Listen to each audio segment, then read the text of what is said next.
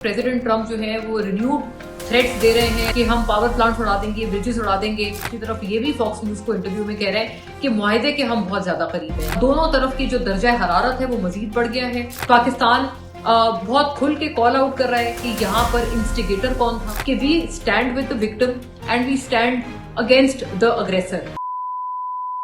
मामलात बिल्कुल इंटेंसिफाई हो गए हैं, लेकिन एक सिल्वर लाइनिंग भी नजर आती है। एक तरफ प्रेसिडेंट ट्रंप जो है वो रिन्यूड थ्रेट्स दे रहे हैं ईरान को, और इस मरतबा तो बाकायदा गालम गलोच के साथ कि हम पावर प्लांट उड़ा देंगे, ब्रिजेस उड़ा देंगे। इससे पहले भी ये थ्रेट आ चुकी हैं और ईरान ने भी उसके ऊपर एक और उसी की तरह की एक बड़ी परेशान कौन और सख्त किस्म की ईरान ने फिर रद्द-ए-अमल दिया। उन्होंने कहा कि हम इस एरिया को, इस पूरे खित्ते को हम लिविंग हेल बना देंगे। जाहिर है ईरान की क्योंकि मिलिट्री एक्सेस अमेरिका तक तो है नहीं, so what they've done so far is this कि अनफॉर्चुनेटली उन्होंने गल्फ कंट्रीज को ही अपने रिटेलिएटरी अटैक्स का निशाना बनाया है। और जाहिर है ये कोई दो स्ट्रैटेजी नहीं है, और लेकिन इसकी वजह से जाहिर है it is also a matter of concern कि ईरान जो है it did not start this war, वो उन्होंने शुरुआत नहीं की। बहरहाल वो इस जंग में जो है वो लाए गए हैं, और इस दफा जहां पर ये सख्त तरीन और एक परेशान कुन तरह की वार्निंग सदर ट्रंप दे रहे हैं, वहीं दूसरी तरफ ये भी फॉक्स न्यूज को इंटरव्यू में कह रहे हैं कि मुआहदे के हम बहुत ज्यादा करीब हैं। ये अब दोनों तरह की बातें जो हैं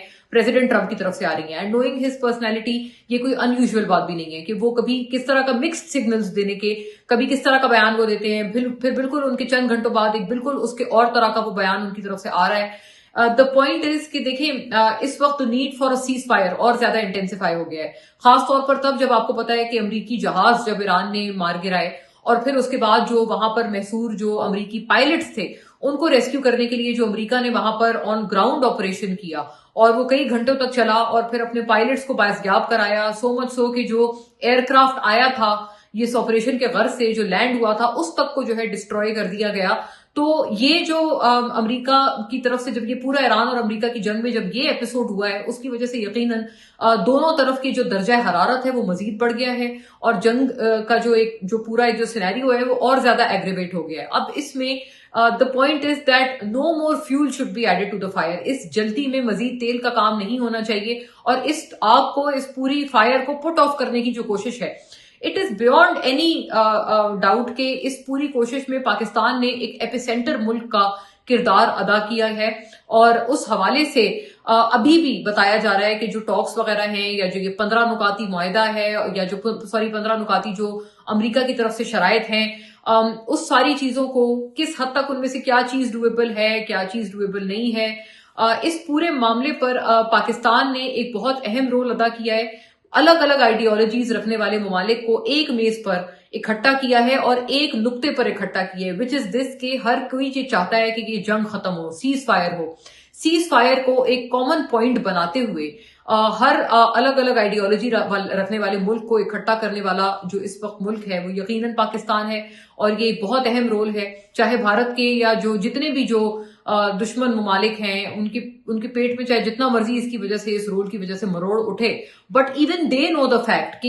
ये चीज जरूरत वक्त है, क्योंकि ये चीज उनको भी उतना ही असरअंदाज कर रही है, उनको भी उससे उतनी ही तकलीफ इस जंगी हालत से हो रही है जितनी कि किसी और भी मुल्क को हो रही है। बिकॉज चाहते ना चाहते हुए भी डायरेक्टली और indirectly every country is affected. और इसमें भी कोई शक नहीं कि वर्ल्ड वॉर 2 के बाद शायद ही कोई इससे इस तरह का दूसरा तनाजा हुआ है जो कि अभी हो रहा है, जिसमें इतने सारे मुल्क गाहे बगाहे, वेदर दे लाइक इट और नॉट, हर मुल्क ही इसमें इन्वॉल्व है। सिर्फ इकोनॉमिक इम्पैक्ट तक नहीं, बल्कि जानी नुकसान के इम्पैक्ट तक, इंसानी जान के इम्पैक्ट तक भी इतने सारे ममालिक जो हैं वो इसमें अनफॉर्चुनेटली इन्वॉल्व हो गए हैं। I take this point across. एक बहुत अहम बात जरूरत आन पड़ी है कि मैं कैटेगोरिकली उसको क्लियर करूं, और ये मेरी जिम्मेदारी भी है, ये मेरे प्रोफेशनलिज्म का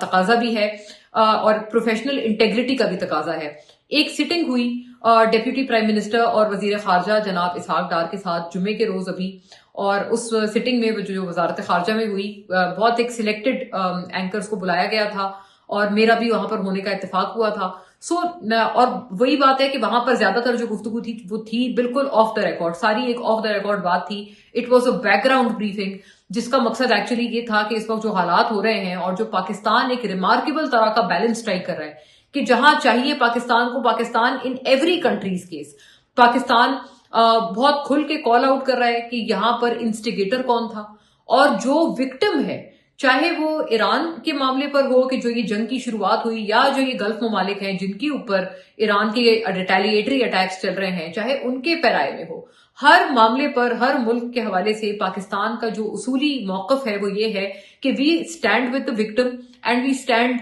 अगेंस्ट द अग्रेसर। पाकिस्तान ने बहुत खुल के ये स्टैंड रखा है और बहुत खुल के ये वाली बात की है उसूल के बुनियाद पर, और बिल्कुल जिसे कहते हैं प्योरली ऑन ह्यूमैनिटेरियन बेसिस। मैंने एक पिछले वीलॉग में भी इस पे बात की थी कि पाकिस्तान की जो खारजा पॉलिसी है, आज से नहीं, कायदे आजम मोहम्मद अली जिन्ना के लेड प्रिंसिपल के हिसाब से ये अब पूरी खारजा पॉलिसी इंसानी बुनियादों पर और ह्यूमैनिटेरियन बुनियादों पर ये मबनी है, और इस चीज को हर किसी ने इंटैक्ट रखा है। इस पूरी स्पिरिट को इस दफा कैसे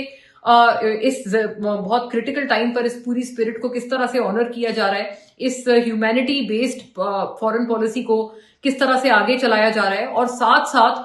सालसी की कोशिश की जा रही है। ये बात दरअसल उस बैकग्राउंड ब्रीफिंग का क्रक्स था,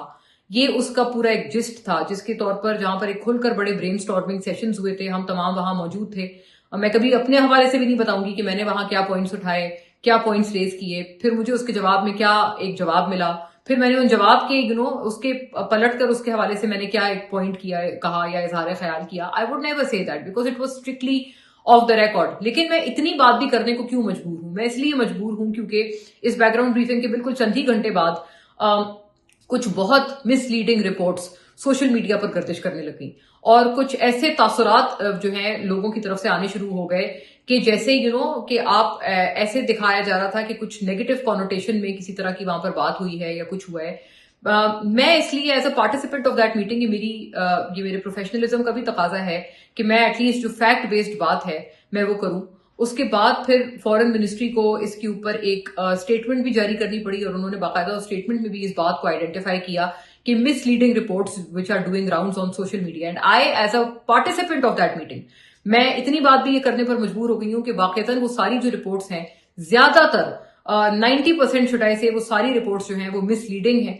बात ये होती है कि हर एक कॉमन सेंस की बात है, इस तरह का जब कोई ब्रेनस्टॉर्मिंग सेशन होता है, ऑफ द रिकॉर्ड गुफ्तगू होती है, वहां पर खुल के सवालात होते हैं, खुल के जवाबात होते हैं। हमारी बतौर सहाफी, जाहिर है मेरी फ्रेटर्निटी है, वहां मेरे बड़े सीनियर्स मौजूद थे, मेरी अपनी फ्रेटर्निटी के लोग थे, it is my fraternity. The point is कि हमारी बतौर सहाफी कई मरतबा ये कोशिश होती है कि हम कोई ऐसी बात करें कि जिसके जवाब में हमें कोई खबर मिल जाए, because we are always looking for news, we are always looking for information. ये बात थी एक्चुअली उस पूरे पैराए में। जाहिर है कई लोगों ने ऐसी गुफ्तगू की जिनसे शायद उनकी अपनी ये सोच थी या तवक्को थी कि उनको डेप्यूटी प्राइम मिनिस्टर की तरफ से उन्हीं की स्टेटमेंट की दूसराहट में कोई खबर मिल जाएगी, किसी तरह की कोई न्यूज मिल जाएगी। बट आई मस्ट से वो कई घंटों पर मबनी वो मुलाकात थी, लेकिन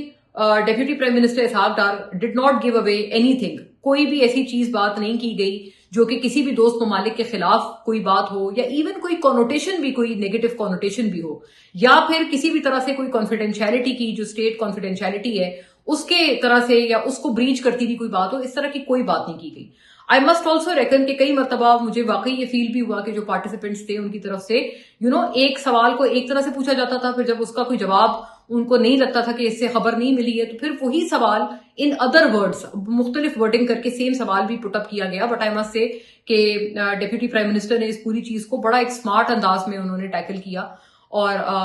मतलब उन्होंने he did not give away any such thing that was being expected out of him by the participants. ये बड़ी एक अहम बात है, मैं इसीलिए की बात करना चाह रही थी, शायद मैं इतनी भी बात कभी ना करती। उसका मकसद सिर्फ ये था कि ये बताया जाए कि प्रेजेंट डे में पाकिस्तान ने खारजी उमूर में अपने जो कार्ड्स हैं वो किस तरह से खेले हैं, और कितने अहम अंदाज में पाकिस्तान ने एक बहुत बैलेंस स्ट्राइक की है। This is a remarkable balance. Even हमारे दुश्मन मुल्क जैसे इवन भारत वगैरह, वो भी, उनके भी इंटेलेक्चुअल्स ये कहने पर मजबूर हैं कि पाकिस्तान की जो डिप्लोमेसी है और जो फॉरेन पॉलिसी है, हमने 70 से ज्यादा साल तारीख में कभी इस तरह की नहीं देखी जो कि अभी है। और जाहिर है a lot of homework and midnight oil goes into this. वो बेसिकली क्रक्स था उस मीटिंग का। तो मैं, चूंकि बहुत कुछ मिसलीडिंग रिपोर्ट्स वहां पर गर्दिश कर रही थी उस मीटिंग के हवाले से, ये बात, और खास तौर पर फ्रेंडली ममालिक के हवाले से भी कई तरह, कभी डायरेक्टली एट्रीब्यूट करके, कभी इनडायरेक्ट एट्रीब्यूशन के साथ, फ्रेंडली ममालिक के हवाले से भी कुछ नेगेटिव कॉनोटेशंस जो हैं they were doing rounds on social media. So it is my duty as a participant कि मैं इस बात को बिल्कुल डिस्पेल करूं फैक्ट की बुनियादों पर कि इस तरह की ना कोई बात हुई और ना कोई कॉनोटेशन थी। पूरी मीटिंग का जो उसका बेसिस था या फाउंडेशन थी वो मैंने आपको बताया। और शायद कई दफा कोशिश की जा रही थी कि कुछ किसी तरह की कोई बात मिले या कोई उनकी तरफ से स्टेटमेंट मिले फ्रॉम इसहाक डार, बट कोई भी इस तरह की स्टेटमेंट जो है उनको बिल्कुल भी ना डायरेक्ट ना इनडायरेक्ट एट्रीब्यूट की जा सकती है after going through these many hours into that particular meeting. मैं ये बात बड़ी जिम्मेदारी के साथ आप तक पहुंचा रही हूँ।